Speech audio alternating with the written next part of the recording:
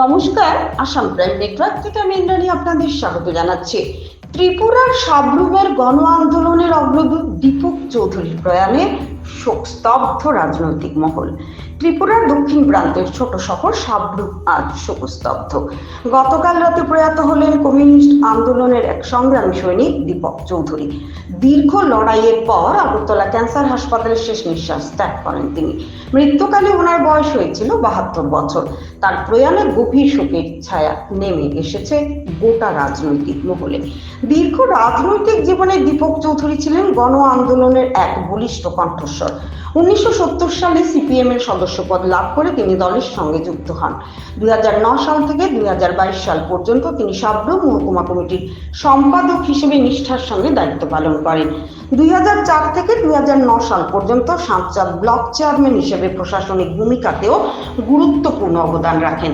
ত্রিপুরার অন্যতম প্রাচীন এবং বর্ধিষ্ণু চৌধুরী পরিবারের প্রথম সন্তান ছিলেন দীপক চৌধুরী। তার পিতা দেবেন্দ্র চৌধুরী ছিলেন ছোটখিলের একজন খ্যাতনামা সমাজসেবী।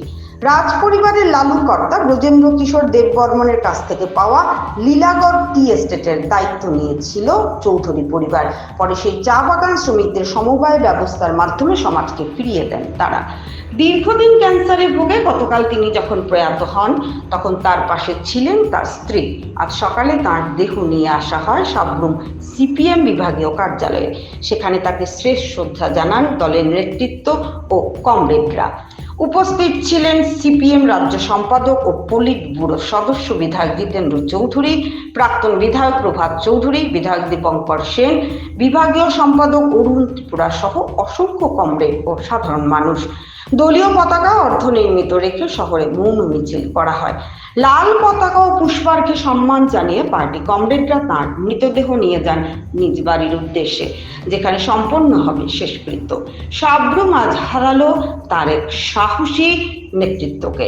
দীপক চৌধুরীর স্মৃতি ও সংগ্রাম ভবিষ্যৎ প্রজন্মের জন্য প্রেরণার উৎস হয়ে রইবে মনে করছে রাজনৈতিক মহল। ভানুচন্দ্রের রিপোর্ট, আসাম প্রাইম নেটওয়ার্ক।